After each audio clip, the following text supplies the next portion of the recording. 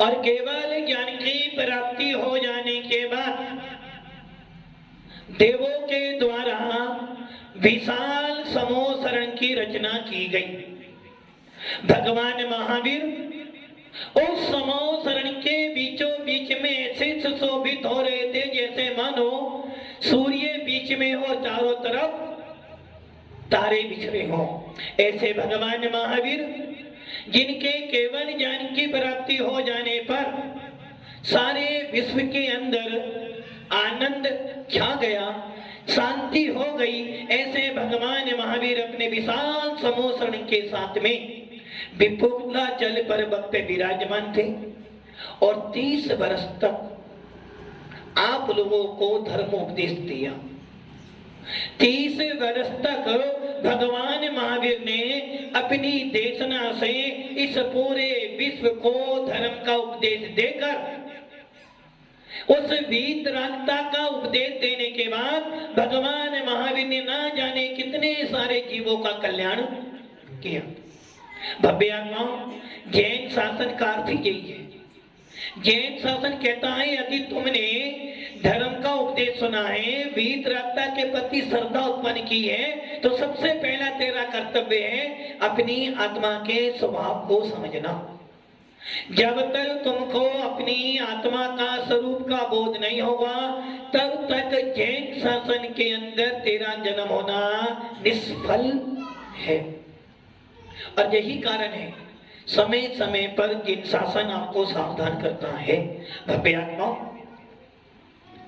भगवान महावीर ने भी यही काम किया। और आप ये देख लो कि भगवान महावीर कहाँ तो राजकुमार थे और कहाँ सारा परिग्रह त्याग कर कर, संपूर्ण परिग्रह का त्याग कर कर दिगंबर बने। और दिगंबर हो जाने के बाद 12 साल की घोर साधना, ऐसी साधना जिस साधना के बारे में आपने सुना मात्र है, सुनने मात्र से भी आपको भय लगता है, ऐसी कठोर साधना भगवान महावीर ने की और आदेश दे गए कि पंचम काल के अंतिम समय तक जितने भी दिगंबर साधु होंगे उनको ऐसी ही साधना करनी है। भव्य आत्मा, परिणाम आपके हैं, भाव आपके हैं, कर्म उदय में आपके आएंगे और फल भी आपको मिलेगा। परिणाम आपने किए हैं तो फल भी आपको भोगना है। कर्म आपने बांधे हैं तो फल भी आपकी आत्मा को ही मिलेगा, कोई आपको फल देने वाला नहीं है। जैसे तुमने कर्म किए हैं, जैसे परिणाम किए हैं, वैसा कर्म उदय में आएगा। और जब कर्म उदय में आएगा उस समय यदि तेरे पास भेद विज्ञान होगा, जिस समय कर्म उदय में आया है यदि तुम्हारे पास भेद विज्ञान है तो कर्म उदय में आएगा, अपना फल देकर चला जाएगा और आपको पता भी नहीं चलेगा। और यदि आपको भेद विज्ञान नहीं है तो कर्म उदय में आएगा, अपना फल देगा, आप संकलितता करोगे, आकुल व्याकुल होंगे और कर्म को बांध लोगे। और यही कारण है कि आचार्य भगवंतों ने बार बार संबोधन करके दिया, भैया कुछ भी हो जाए पहले एक बार सच्चा समर्पण, सच्ची श्रद्धा उत्पन्न कर ले। और यही कारण है कि हमारे प्रत्येक शास्त्रों में प्रत्येक दिगंबर साधु आपको सबसे पहले की कहता, भैया अपनी श्रद्धा, अपनी श्रद्धा कैसी कैसी श्रद्धा। एक क्षत्रिय जो होता है, एक क्षत्रिय जब युद्ध लड़ने जाता है, एक योद्धा, तो वो ये सोचता है सामने वाला मेरे से बलवान है, मुझे उसका प्रतिकार उतनी ही बुद्धि से करना है। सर कटा लेगा किंतु हार। और योद्धा की एक पहचान होती है, वो कभी भी पीठ पे वार, यदि पीठ पे वार पड़ा और फिर वो घर आया है तो वो योद्धा सच्चा नहीं है।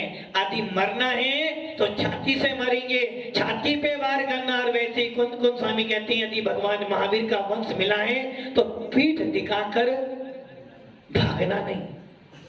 आचार्य कुंद कुंद भगवंत कह रहे हैं तो ये भगवान महावीर का शासन मिला है, तो ये वीतराग शासन मिला है, और ये शासन कायरों का नहीं है, सूरवीरों का है, मजबूरी का नहीं। मजबूती का नाम फेविकोल। मजबूरी का धर्म नहीं है, मजबूती का धर्म है। मजबूती जहां सारे दरवाजे बंद हो जाते हो वहां खुलता है तुम्हारा जैन शासन का द्वार। जहां सारे द्वार आपके लिए बंद है वहां खुला है वीतराग शासन का मजबूत द्वार। तो आचार्य कुंद स्वामी कह रहे भैया कुछ भी करना, एक काम जरूर करना। कुछ हो ना सके कोई बात नहीं, किंतु एक काम जरूर कर लेना, सच्ची श्रद्धा जरूर उत्पन्न कर लेना। किनके प्रति? देव साथ गुरु के प्रति, ये तो अनादिकाल से करते आ रहे हो। देव साथ गुरु के साथ साथ में अपने भगवान आत्मा पे श्रद्धा जरूर करना। देव साथ गुरु की भक्ति करो, किंतु आत्मा की भक्ति जरूर करना। आत्मा का श्रद्धान नहीं हुआ, मंदिर बहुत गए। आत्मा का श्रद्धान नहीं किया, मुनियों के पीछे बहुत दौड़े। आत्मा की पहचान नहीं की, दान बहुत दिया तो कुछ भी नहीं किया। और आत्मा का श्रद्धान कर लिया, मंदिर नहीं गए तो, आत्मा का श्रद्धान कर लिया, दान नहीं दिया तो, आत्मा का श्रद्धान कर लिया, मुनियों को नहीं माना तो समझ लेना मुनियों के पीछे भागते रहे, जीवन भर अभिषेक करते रहे, मंदिर तोड़ दिए, मूर्ति घिसा दी, किंतु आत्मा का दर्शन नहीं किया तो समझना तेरा सब कुछ बेकार है। और आत्मा का दर्शन किया, आत्मा की चर्चा की, आत्मा को जाना और व्यवहार को छोड़ दिया तो समझना तेरी लुटिया डूब गई। कुंद स्वामी कह रहे हैं व्यवहार के बिना निश्चय नहीं मिलेगा, निश्चय के बिना व्यवहार नहीं मिलेगा, और जो दोनों को छोड़ देगा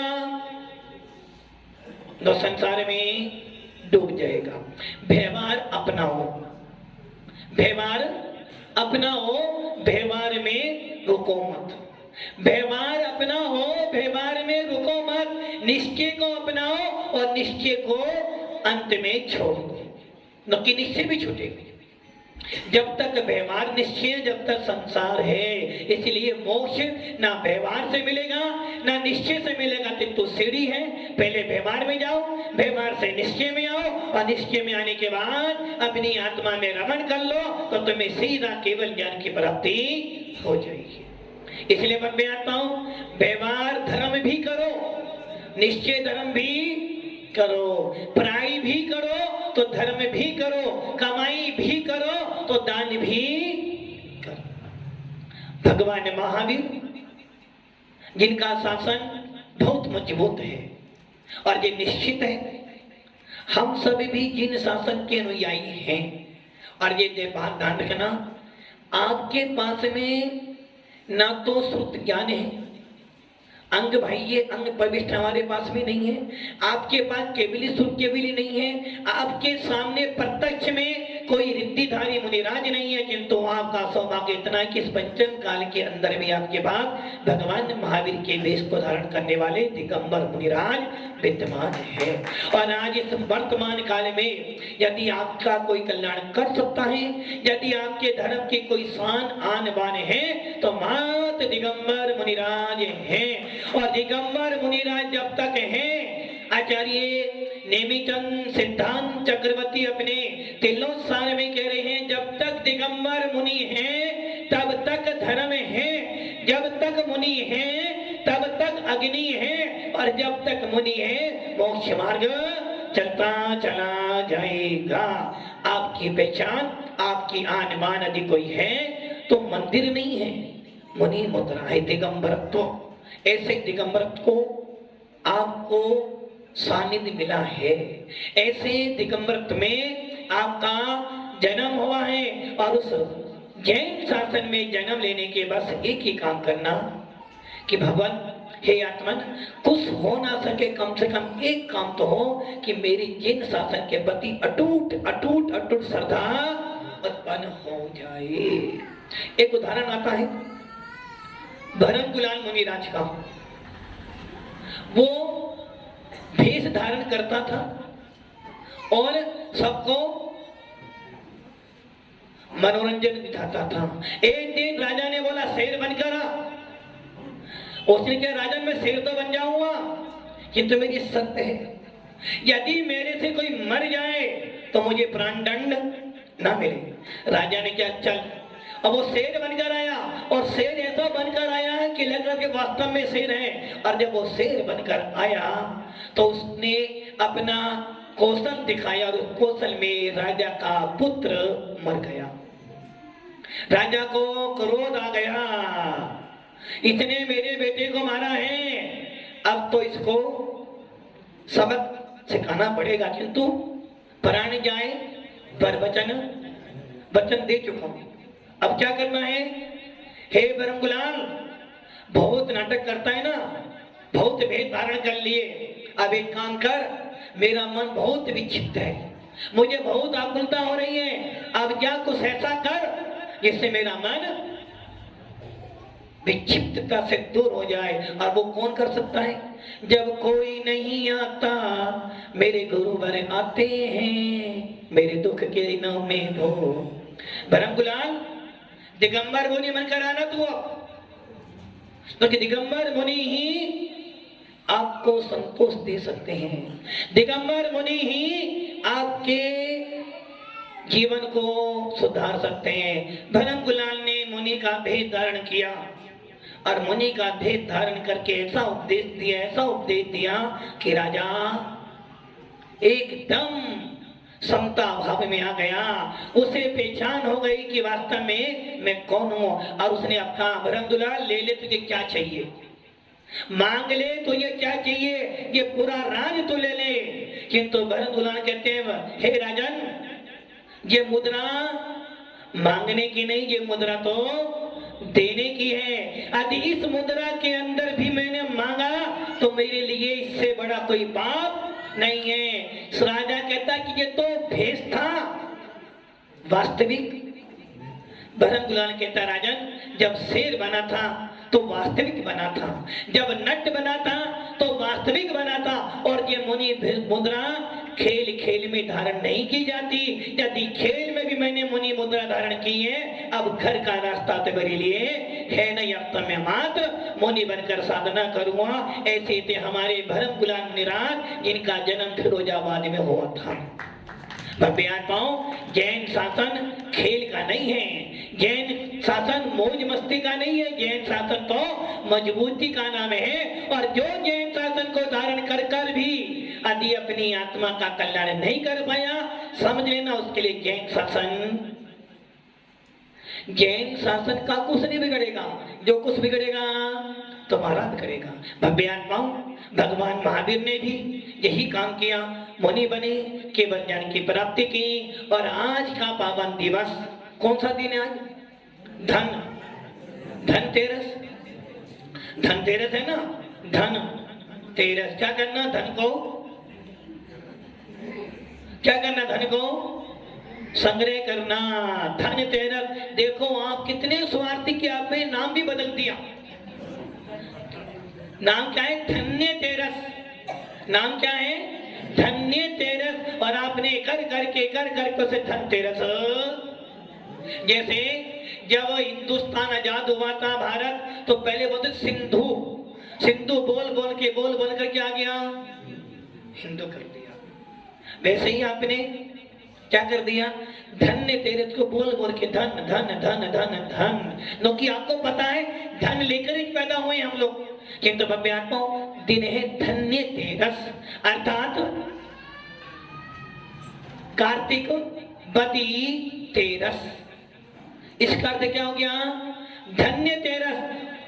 धन्य है वो तेरस, धन्य है वो तेरस जिस दिन भगवान महावीर ने योग निरोध किया। धन्य है वो तेरस जिस दिन भगवान महावीर ने अपना सारा वैभव छोड़ दिया। धन्य है वो तेरस जिस दिन भगवान महावीर समो शरण के हटकर अपने आत्मा को निर्माण प्राप्ति के लिए पहुंच गए पावापुर। धन्य है वो तेरस जिस दिन दिन भगवान महावीर ने मन वचन काय की परिणति को रोकने का पुरुषार्थ किया। धन्य है वो तेरा जिस दिन भगवान महावीर ने मनोवगना, वचन वगना, काय वगना इन तीनों को अपने अंदर नियंत्रित कर लिया। अभी तक तो केवली थे, अभी तक तो केवली थे, सहयोग केवली थे, अभी तक तो बोल रहे थे, उपदेश दे रहे थे, विहार कर रहे थे, और जब चलते थे तो 225 कमलों की रचना हो जाती थी। जब चलते थे तो 12 सभाएं पीछे दौड़ती थी, और जब बैठ जाते थे तो समोसन लग जाता था, और जहां विराजमान हो जाते थे वहां सुभिक्ष हो जाता। किंतु अब भगवान महावीर ने सोच लिया, भगवान ने सोचा नहीं है, ये तो मैं आपको बता रहा हूं कि भगवान तो वीतरागी है, उनके पास में भाव मन नहीं है, उनकी सारी क्रिया स्वाभाविक है, सारी क्रिया बिना इच्छा से हो रही है, बैठना, उठना, गाना, बोलना, सब क्रिया कैसी है? स्वाभाविक।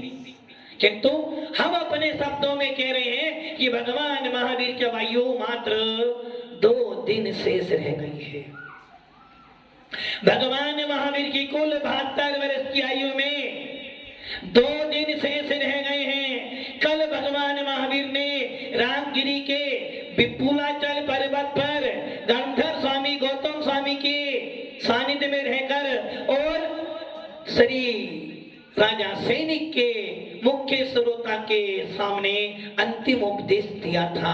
और आज भगवान महावीर, केवली भगवान महावीर उस समूह शरण को भी छोड़कर, उस सारे वैभव को छोड़कर चले गए पावापुर में और विराजमान हो गए उस पावापुर में। स्वाभाविक क्रिया अपने आप हो रही है, उन्हें कोई चिंता नहीं थी, क्योंकि वो तो पहले से ही अरहत प्रविष्टि बन चुके थे। जब भगवान महावीर समूह शरण को त्याग कर अपने पावापुर पहुंचे तो लोगों ने तो गुड़ जहां जहां पड़ागा मक्खी, तो जहां जहां गुड़ मिलेगा मक्खी अपने आप, यदि उस गुड़ को आप कमरे में भी रख दोगे तो मक्खी वहां भी, डिब्बे में भी रख दोगे चींटियां तो पहुंच, न कि जहां जहां मिठास होगी वहां जीव पहुंच जाते हैं, और जहां जहां वीतरागता जाती है तो उनको पूजने वाले भी पहुंच जाते हैं। सम्यक दृष्टि का यही लक्षण होता है, जहां जहां वीतरागता होती है वहां दौड़ता है और उनकी सेवा भक्ति कर कर अपनी आत्मा का कल्याण करता है। भगवान महावीर पावापुर पहुंचे तो सारे देवी देवता, 16 स्वर्ग के असंख्यात देवी देवता पहुंच गए पावापुर में। राजा सैनिक पहुंच गया, पूरे के पूरी 12 सभाएं पहुंच गई और चिंतन कर रही हैं कि भगवान अब बोलेंगे, भगवान अब बोलेंगे, भगवान अब। किंतु भगवान कह रहे हैं मैं ना अब बोलूंगा ना कल बोलूंगा, बोलने वाला काम तो मैंने पहले ही छोड़ दिया। गौतम स्वामी भी सोच रहे हैं कि ऐसा कौन सा आश्चर्य हो गया, अभी तक तो उपदेश दे रहे थे, अचानक उपदेश बंद हो गया। किंतु गौतम स्वामी भूल गए थे कि उनके पास 7 रिद्धियां हैं। तुरंत अपना रिद्धि का इस्तेमाल किया और समझ गए अब वो बेला आ गई है, अब वो घड़ी आ गई है जिस घड़ी के लिए हर व्यक्ति विचार करता है। अब भगवान महावीर का काल, अब भगवान महावीर की आयु मात्र कुछ दिनों की रह गई है, कुछ पलों की रह गई है। अब भगवान महावीर को अपना काम करना है। अभी उनकी 85 प्रकृतियां शेष हैं और 2 दिन के बाद भगवान निर्माण को प्राप्त करेंगे और हम सब लोगों का निर्माण महोत्सव बड़ी धूमधाम से संपन्न करेंगे। भव्य आत्माओं, धन्य तेरस। भगवान महावीर ने सारा पुण्य छोड़ दिया, सारा समोसन, जिस समोसन सोना चांदी हीरे मोती पन्ना सब थे, सब छोड़ दिया, पहले ही छोड़ दिया था और अब तो पूरा छोड़ दिया और विराजमान हो गए अपने अंतर की आत्मा में। हमने क्या किया? भगवान महावीर ने छोड़ा और हमने जोड़ा। भगवान महावीर कहेगा छोड़ो, छोड़ने में धर्म है, त्याग का धर्म है, जैन शासन। और हम कह रहे भगवान महावीर आप चतुर्थ काल में हुए थे, आप चले गए, पंचम काल के भक्त तो आपके ऐसे हैं, जोड़ जोड़ के जमा करो जो कि यही साथ में जाएगा। जैन शासन जोड़ने का काम नहीं, जोड़ो। आत्मा को आत्मा से जोड़ो, जोड़ो अपनी आत्मा को धर्म से जोड़ो, जोड़ो देवता गुरु से जोड़ो अपने आप को। अरे तुमने क्या कर दिया, जोड़ो धन से जोड़ो अपनी आत्मा को, जोड़ो अपनी आत्मा को सोना चांदी से। और क्या करते हो आज, भगवान महावीर ने छोड़ा, तुमने जोड़ा, और कोई बर्तन लाएगा, कोई सोना लाएगा, कोई चांदी लाएगा, कोई बर्तन लाएगा, न कि धन तेरस है ना, कुछ तो नया आना चाहिए। जब तो भगवान महावीर कह रहे नया लाना है, अपने परिणामों में नया बना लाओ, अपने भावों में निर्मलता लाओ, अपने सम्य दर्शन को मजबूत करो, अपने मोक्ष मार्ग को मजबूत करो। और हो सके तो किसी दिगंबर साधु के पास जाकर दिगंबर को धारण करो। ये है धन्य तेरस का फल। भव्य आत्माओं, दीपावली आ रही है, और दीपावली के दिन भगवान महावीर कह रहे हैं भैया मैं मोक्ष में जा रहा हूं, गलती नहीं करना। मैं मोक्ष में जा रहा हूं, गलती नहीं करना, क्योंकि मैंने भी गलती की थी। जब मैं आदिनाथ के कुल में पैदा हुआ, मारीची बना, तो मैंने 363 मिथ्या मत चलाए थे, जो आज तक मेरे नाम को बदनाम कर रहे हैं। 363 मिथ्या मत मेरे जीव ने चलाए थे, मैंने ही चलाए थे। और मेरे केवल ज्ञान हो जाने के बाद भी, मोक्ष जाने के बाद भी उनका अंत, और जब तक नया तीर्थ करना है तब तक ये चलता चलाएगा कि तो तू गलती नहीं करना, मैं मोक्ष में जाऊंगा, गलती नहीं करना। क्या गलती नहीं करना, मिथ्या का पोषण नहीं करना, मिथ्या का विनाश करना। और हम क्या करते हैं, जय गणेश जय गणेश। भगवान महावीर मोक्ष में जाएंगे और आप क्या करोगे, लक्ष्मी माता जय लक्ष्मी माता, यही करोगे ना। किंतु भगवान महावीर कह रहे हैं गणेश लक्ष्मी पूज, मना नहीं कर रहा, गणेश लक्ष्मी पूज मना नहीं कर रहा हूं, किंतु पूजने से पहले उनका स्वरूप समझो। हमने क्या कर दिया, मिट्टी के बने लियाए और पूज लिया, उससे कुछ नहीं होना। भगवान महावीर कह रहे हैं गणेश को पूज, और गणेश के बिना तो कोई काम शुरू मत कर। और जो गणेश के बिना काम शुरू करेगा उसका काम कभी सफल होने वाला नहीं है। इसलिए गणेश को पूजना तेरा कर्तव्य है, तेरा धर्म है। और लक्ष्मी तुझे चाहिए, जो कि वो तेरा ही, लक्ष्मी के बिना तेरा काम चलने वाला नहीं है। किंतु लक्ष्मी और गणेश का स्वरूप समझ, उसके बाद उनकी पूजा कर। वंदे तद्गुण लब्धे। यदि तेरा स्वरूप गलत हो जाएगा तो तुम मिथ्यात्व में आ जाएगा, और मैं तो मोक्ष में जा रहा हूं और तुम मिथ्यात्व में जा रहा है।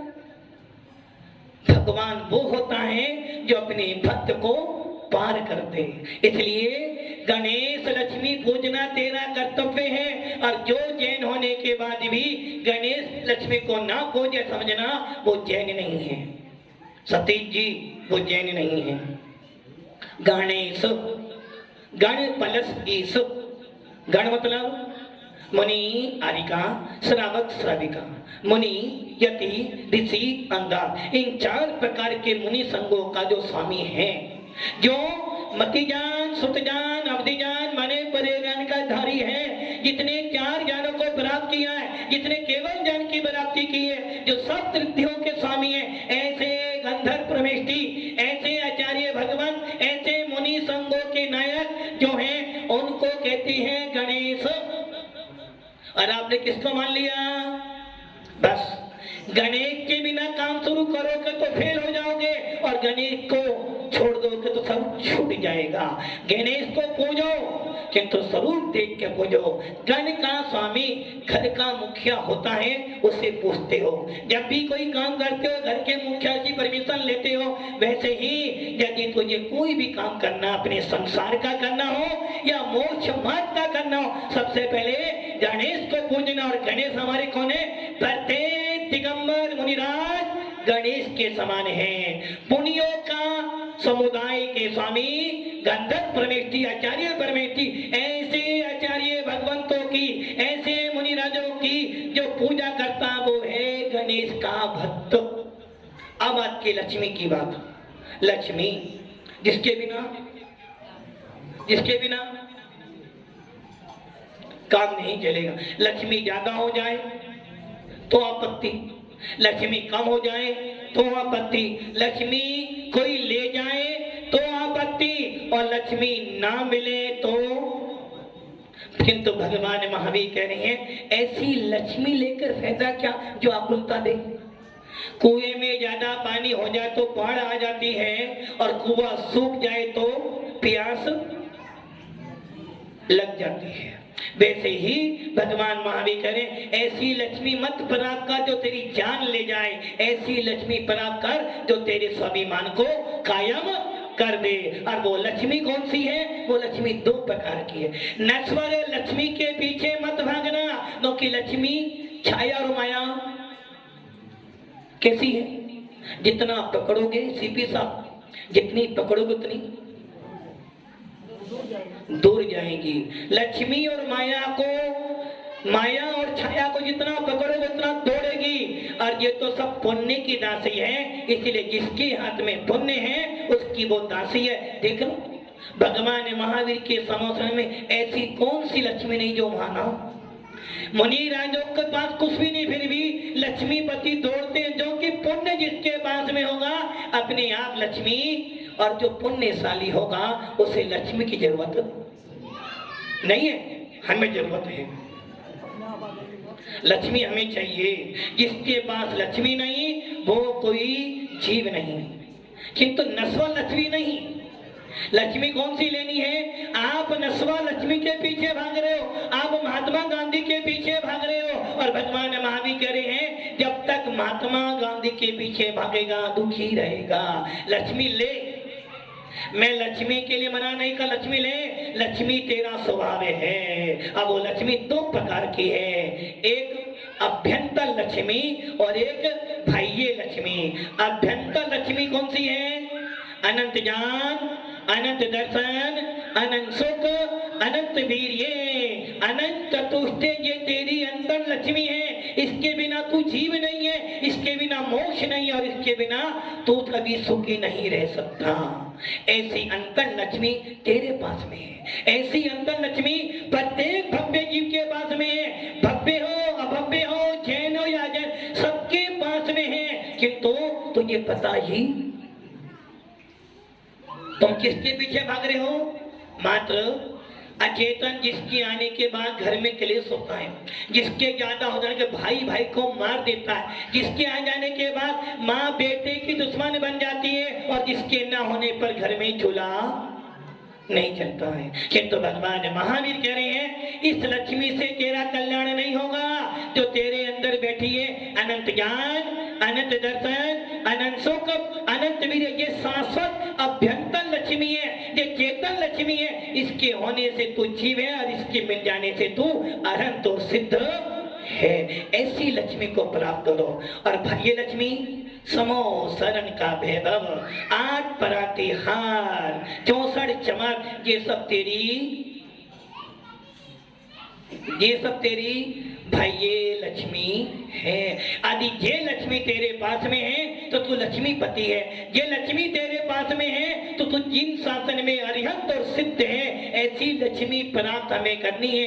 दीपावली के दिन हमें ऐसी ही गणेश और लक्ष्मी को पूजना है, न कि इनको पूजोगे तो गणेश बन जाओगे, ऐसी लक्ष्मी पूजोगे तो निराकुल हो जाओगे। इसे कोई चुराएगा नहीं, इसे कोई छीन नहीं सकता, और इसके तो मन एक हो जाते हैं। तो हम सब भी दीपावली का दिन 25 तारीख को सवेरे सवेरे भगवान महावीर ने पावापुर से मोक्ष जाएंगे, और हम सब भगवान महावीर के निर्माण महोत्सव को बड़ी धूमधाम से उनकी गुणों का गुणान कर कर वो संपन्न करेंगे। और सीधे शाम को जब गौतम ने देख लिया मैंने बहुत रात कर लिया, अब रात बहुत सेवा कर ली, अब तो भगवान जा ही रहे ना, जान दो अब मुझे भी भगवान से मतलब। और गौतम स्वामी ने भी शाम को केवल ज्ञान प्राप्त किया। तो शाम को अब अपन सब मिलकर भगवान के केवल ज्ञान की पूजा करेंगे, दीप जलाएंगे और गौतम स्वामी भगवंत की पूजा करेंगे। तो कि धवलाकार भीमसेन स्वामी पुरुषदंत बहुत बलि कहते हैं ये है काल पूजा, और जो काल पूजा करता है वो सम्य दृष्टि होता है। उस काल में हम गौतम स्वामी की, भगवान महावीर की और उस केवल ज्ञान की पूजा कर कर अभ्यंतर लक्ष्मी की प्राप्ति करेंगे। और भाइये में समोसरण का चिंतन करके, भाइये में भगवान की भाइये विभूति देखकर विचार करेंगे, देखो भगवान ने इसे भी छोड़ दिया था, तो हम सब भी ऐसे गणेश लक्ष्मी को पूछें, हम भी ऐसे वीतराग मुद्रा को पूछें, ताकि हमारा मोक्ष मार्ग प्रशस्त हो, हमारा घृत मिथ्या छोटे। और दीपावली के दिन सफाई सबने की, हर कर रहे हो। किसकी सफाई की? किसी ने दुकान की, किसी ने मकान की, किसी ने गाड़ी की, और किसी ने लाड़ी की सफाई भी की होगी। देखो ना, अलग अलग कपड़े, नए नए कपड़े पहनकर आओगे, क्यों? दीपावली आ रही है। किंतु भगवान महावीर कह रहे भैया मेरा 5वां सूत्र था आप परिग्रह बाद। आपने क्या किया? आपने क्या किया? परिग्रह जोड़ना शुरू कर दिया। अरे भव्य आत्माओं, हमारा शासन जोड़ने वाला धर्म है, किंतु परिग्रह पत्थर कांच मत जोड़ो। जोड़ना है तो आत्मा से आत्मा को जोड़ो। सफाई करनी है तो अपने अंदर बैठे मिथ्या की सफाई करो। सफाई करनी है तो अपने आत्मा में जो बैठा विकारी भाव उसकी सफाई करो। और यदि फोड़ने हैं, क्या फोड़ने? क्या फोड़ने? पटाखे। पटाखे फोड़ने ना, किंतु ये ध्यान रखना, जियो और हिंसा परमो शर्म आनी चाहिए। जो पटाखे फोड़ते हैं शर्म आनी चाहिए आपको कि हम बोल क्या रहे हैं। दया धर्म आपका है, जियो और देने तो बनाना भगवान महावीर ने दिया है। हिंसा परमो धर्म की जय बोल रहे हो और क्या कर रहे हो? पटाखे फोड़ रहे हो। आपने एक पटाखा फोड़ा, आपने अनंत जीवों को मारा। आपने एक पटाखा जलाया, आपने अनंत आत्माओं को जला दिया। महाराज जी पटाखे बनाने वाले ने बनाए थे, हमको लेकर आए। आप लेकर आए हो महाराज जी, मैंने फोड़े नहीं थे, आप लेकर आए हो, आपने पैसे दिए हो, आपने अनुमोदना की हो, मन से की हो, वचन से की हो, काय से की हो। पाप तो आपको। एक कसाई मुर्गे को हलाल करता है, एक कसाई एक मुर्गी को मारता है, और आप क्या कर रहे हो? वो कसाई तो अपने पेट को भरने के लिए काम कर रहा है, और आप तो मौज मस्ती आनंद के लिए जीव हिंसा कर रहे हो। जितने पटाखे फोड़े, जितने पटाखे फोड़वाए, जितने पटाखों के लिए पैसे दिए, जितने पटाखे बेचे, समझे ना वो भी सबसे बड़ा कसाई है। जैन होने के बाद क्या कहते हो? जैन मुनि देख लो, त्याग करना सीख लो। और आप जैन होने के बाद आप क्या कर रहे हो? पटाखे बेच रहे हो, पटाखे फोड़ रहे हो, और बच्चों को लाल ला के, और बच्चे नहीं बड़े भी फोड़ रहे हैं। जब उनकी आवाज होती है पशु मर जाते हैं, पशु भाग जाते हैं, और यहाँ तक कि जिनका हृदय कमजोर होता है ऐसे मनुष्य भी। और आप सवेरे सवेरे पेपर पढ़ना, दीपावली के दिन उस घर में आग लग गई, वो बच्चा जल गया, वो जल गया, पैसे की बर्बादी, तन की बर्बादी और कर्मों के आश्रम की बर्बादी। इसलिए भव्य आत्माओं, हम सब समझदार से काम करें। भगवान महावीर की दीपावली शांति का प्रतीक है। भगवान महावीर दीपावली आत्मा को जोड़ने वाला धर्म है। सबको प्रेम दो, प्रेम से जितना पैसा पटाखे में खर्च कर दो, उतने पैसे से किसी अनाथ व्यक्ति को खिलाओ, उतने पैसे से किसी गरीब व्यक्ति का उद्धार करो। और ये सोच लेना, आप जैन हो, मात्र जैन लोग अमीर होते हैं। आपके दृष्टि में जैन है तो ऐसे भी जैन है जिन दिन उनके दीपावली के दिन छोला भी नहीं जलता हो, ऐसे भी जैन लोग हैं। तो हम सब अपने धन का इस्तेमाल करें और इस धन्य तेरस को धन से ना जोड़कर अपनी आत्मा से जोड़ें। ओम नमः सिद्धेभ्यो। हेलो, धन्य तेरस है।